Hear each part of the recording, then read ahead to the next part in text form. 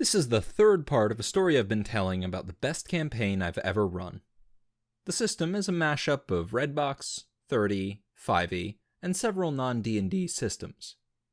I'll continue the story where I left off-ish, but we're going to start getting into the world's religion, so bear with me for some world building first. It's time to establish some base lore of the Terathi faith. Torath is a snake. He is a god that values subtlety and cleverness. Bouncing back and forth with Yoren's player, we hit upon the obvious Terathi creation myth. Mankind was created by a creator god, a jealous and vengeful god that forged man in his image. The first man and woman were given a garden paradise. They could live in bliss so long as they honored and obeyed their creator. Yes, it's that creation myth. Torath, the snake, convinced the man and woman that the fruit of the tree of knowledge would awaken their minds and give them free will to choose their own destiny.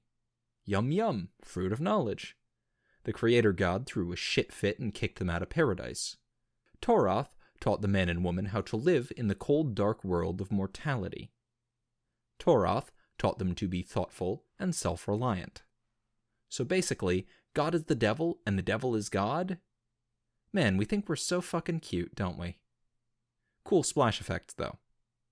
Terathi faith values knowledge, discovery, self-determination, abhors slavery, subjugation, etc.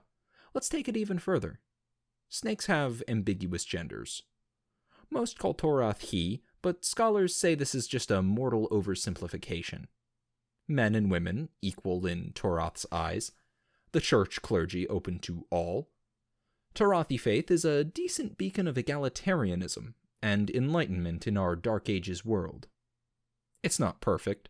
Lots of priests are assholes, sexists, bad guys, etc. But it provides a nice, positive cultural influence to justify PCs having some less Dark Ages views of things, allowing women into their company, etc. Another thing, Torath is about you helping yourself. No fancy cleric bullshit. But some dark heathen gods are more primal, more classic, more involved. This is great. Means the barbarian bad guys can have scary evil magic from their gods, and the good guys have to do shit themselves. Also, just for fun, let's see if we can set the stage for possible jihad. Yep, easy peasy. Dig it. The people of far-off Al-Hassad share the same creation myth, but they venerate the creator god. Let's call him Malhan or something. To them, Torath is the literal devil that lured humanity out of paradise. Terathi adherents are the worst sort of devil-worshipping heretics. Holy War activate. To fight a holy war, you need holy warriors. Let's call them the Knights Serpentis. Their real name is the Penitent Fellowship of the Most Devout, but nobody calls them that. They study for years, martial training, higher learning, etc. The backbone of the church's military might. They are the reason so many kingdoms pay tithes to the church, the reason Terathi missionaries and priests can go so many places to spread the good word. They're probably the reason the old Castilian Empire is so far in decline, too. The empire followed an old pantheon of violent, jealous gods. They had slaves, and they had conquered most of the world, including Terathia. Century or two ago, the Serpentes kicked them out, followed them home, wrecked their shit, and they never really recovered. Don't tread on me, motherfuckers. One more bit of Terathi lore for the road. Common folk whisper of a secret order within the Serpentes, an order that venerates Torath not just as a wise and subtle snake, but as the terrible cleansing dragon that scoured the Thalmati in ancient times. This order, called the Knights Draconis, is said to work in the shadows. They are spies, assassins, and witch hunters. They go unnoticed, rooting out enemies of the church wherever they might be, and eliminating them. Church and the Knights Serpentes both deny the existence of any such group. But I mean, we just established rumors of their existence, so they gotta exist. Okay, so that's Yoren's religion. And Elena's. Alexander's a bit of an agnostic, though. That's okay. He still embodies good Terathi virtues. Now that Steelshod is official, it has an official hierarchy. Yerevan has always seen himself as the loyal right-hand man to Alexander's leader role, was once a dirtbag thief in the slums of a trading city. Alexander found him, saved him, and gave him purpose. Now, they want Steelshod to do that for other people. One of the Taram mercs has grown fond of prudence. Asks if he can join them. Alexander puts him through a few challenges of arms, is satisfied with the result. Welcome aboard, Perrin. Steelshod gets ready to head west, begin trying to charter a barge to take them downriver to the coast. After all, there's war brewing out west. War with those damn dirty heathen Sfards.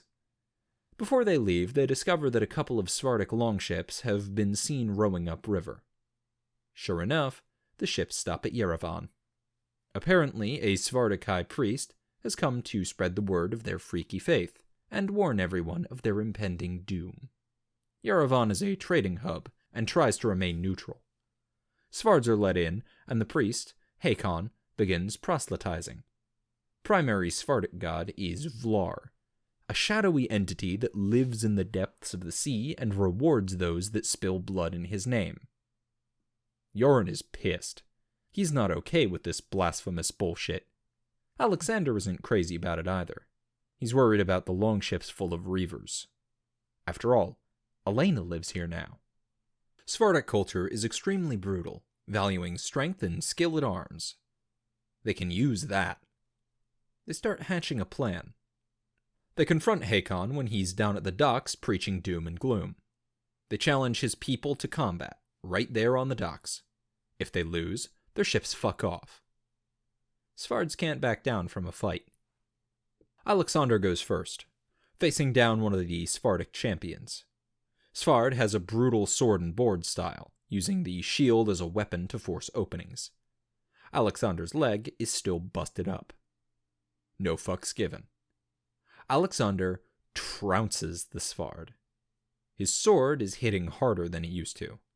Still feels warm in his hands when he fights. Hopefully that demon really is bound. Yerevan's up.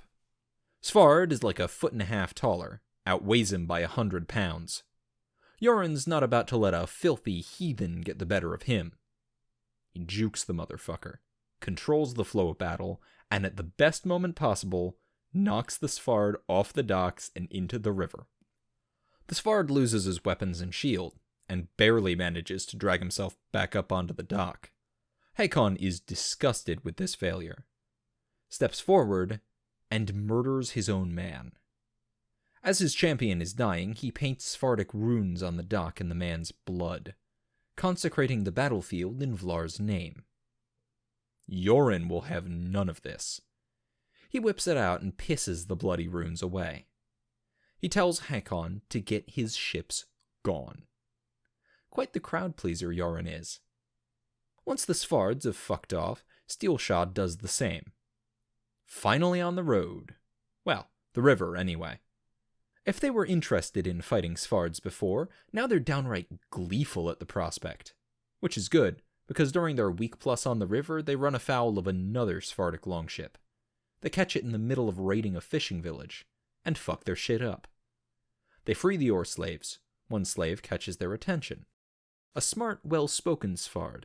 Not from the same clans that are doing all this reaving. But he's still a Svard, so of course he can fight. Well, does he want to fight the assholes that chained him to an oar? Welcome aboard, Gunnar. Steelshod's up to something like 10 members now? Not exactly a mercenary company, if we're being honest. More like a mercenary group of dudes who hang together. But they've got big dreams. Torath willing, maybe this war with the Svards will be the place they make their name.